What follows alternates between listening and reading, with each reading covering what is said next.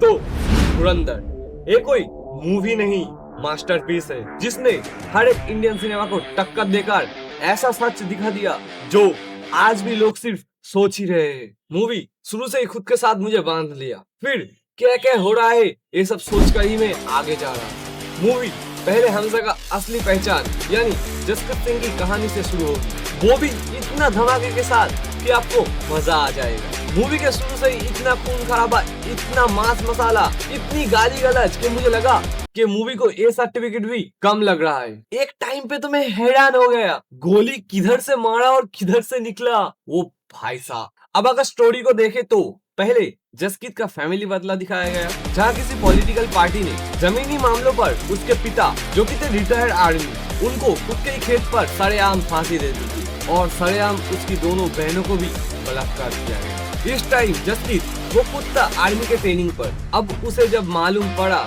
इस सब के बारे में, वो ऐसे ऐसे कारनामों के साथ खुद का पहला बदला पूरा किया कि मुझे लगा हर एक बेटा, हर एक भाई अगर ऐसा हो तो दुनिया ही बदल जाए। बाय द वे पूरा स्टोरी तो मैं कह नहीं सकता, लेकिन जितना स्पॉइलर फ्री दे पाऊँ उतना ही ठीक है। तो पहले फैमिली बदले को पूरा करने के बाद जसकीरत बदला हमजा में, और इसी टाइम एक डायलॉग जो कि अजय सन्याल यानी आर माधवन ने कहा, हम मर्द है जसकीरत, पैदा होने से मरने तक हमें लड़ना पड़ता है। ये लाइन दिल छू गया और ये बात तो अच्छे से पता ही है, हमजा के पीछे हाथ है अजय सन्याल का, उसी ने ही इसको बनाया जसकीरत से हमजा।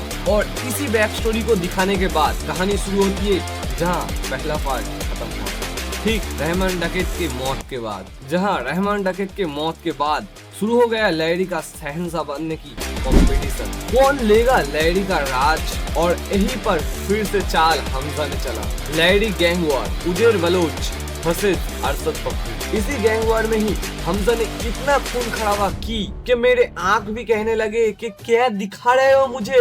इतना मांस मसाला, इतना डार्क खून खराबा था। और मैंने तो पहले ही कहा है कि धुरंधर पार्ट 1 सिर्फ एक सेटअप था, असली खेल तो धुरंधर पार्ट 2 में ही है, और बिल्कुल वही ही है। गलती से भी इस मूवी को बच्चों को मत दिखाना, बच्चों से जितना हो सके उतना दूर रखना।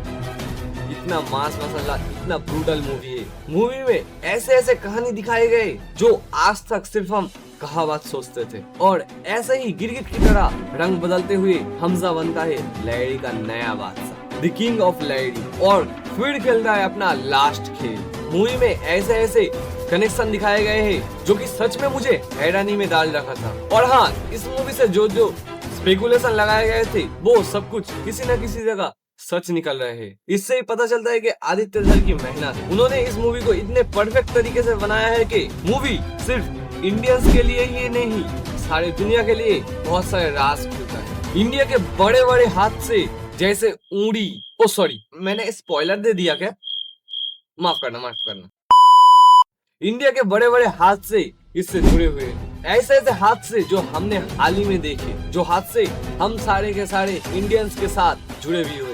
भाई लास्ट में मैं सिर्फ यही कहना चाहूंगा कि ये कोई मूवी नहीं, एक ट्रोमा है, और धुरंधर को सॉलिड से बेहतरीन बनाती है उसके बीजीएम।